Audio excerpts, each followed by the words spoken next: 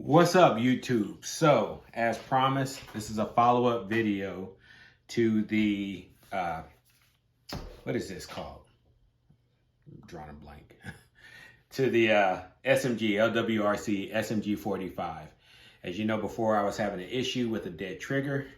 Shows clear here, empty. As you can see, that trigger is no longer dead, and I'll explain why here as we get close up, but everything is clear. And the trigger reset, everything is operational. So I'm going to grab the camera off the tripod. It's going to be a real quick video, straight to the point. I just want to get you guys a quick follow up, and so that LWRC name ain't out there, you know, getting dragged around in the mud for something that's simple. So stand by. Let me get you down to the tabletop and show you what's up. All right, so I'm not gonna be like everybody else and show y'all a pristine tabletop because they done primed it for you. We just gonna scoot some stuff out of the way. Slide a mat over here. Boom, that's how we gonna rock today. So you're gonna see me get real close here. I'm just using the mat as some contrast. Here is the lower receiver of the LWRC. And real quick, I'm just gonna make sure I'm in focus here, and I'm going to use this pointer here. Can you see that? Yeah, okay, so I don't have a flashlight handy, but let's see if we can't see inside of there. Yeah, okay, boom. You see right here, this little marring right here, this is just like the SIG MPX, where as the hammer goes back, they use that block there to keep the hammer from banging into the disconnect down there.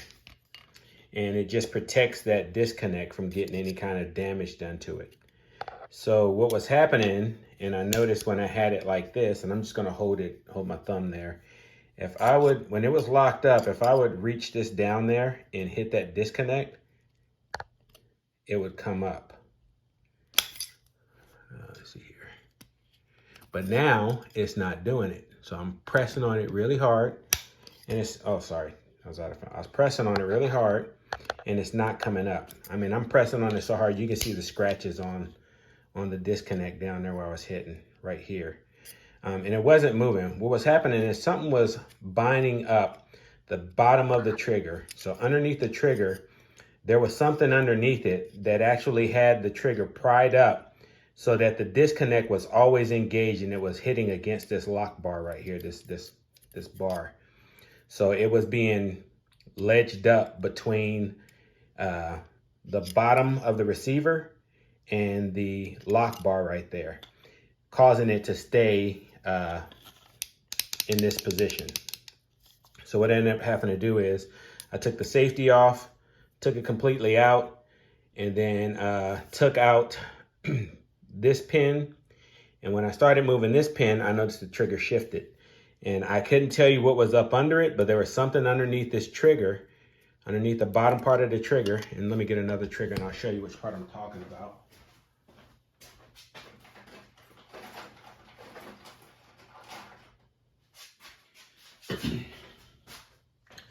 Trigger sits in there like that. There was something ledged up under the bottom part of the trigger in here that was pushing it up, hitting against the lock bar, keeping it in the engaged state there. So once I took the safety out, whatever was that was lodged in there, it broke loose. The whole trigger fell back down in there. I reassembled everything, and as soon as I took the trigger bar out, so I took that pin out, I mean, I saw the trigger fall down. I didn't hear anything fall out, so put it all back together, tested it.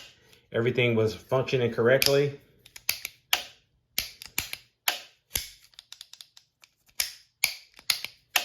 Everything functioned correctly, so took it to the range.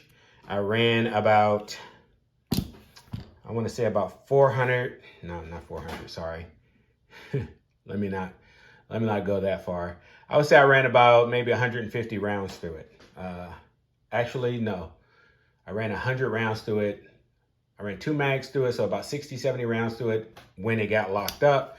And then I took that box that I had, which was about 30 left in there, and I ran that 30 and then 2 more boxes, so 130 rounds through it without a hiccup. No issues with the actual functioning of the firearm. So I'd say that that's what it was. And now I'm gonna go and mess with it some more and try to get happy with it. So I say try because in the wind, I was having troubles with getting this thing to operate the way it did the night prior at the gun range, at the indoor range. At the outdoor range, it was a whole different scenario. Seems like my zero was completely off. So I'm gonna go and mess with it a little bit more, get it all sorted out, and I really like it. I started adding stuff to it, put my ScalarWorks mount on there to get that optic up a little bit higher, flashlight, and yeah, so I'm ready to go give that a try again. Oh, and I'll put the vertical grip on there, or the AFG on there. So we will give it a try again and see what's up with it. Like I said, sorry about the moving around. I am completely happy with it, and I will give you guys a range report, some more range video with it. Yeah, coming up soon. Next video, though, it's going to be about this baby. Look at that. A lot of you guys ain't wheel gun people, but she's pretty.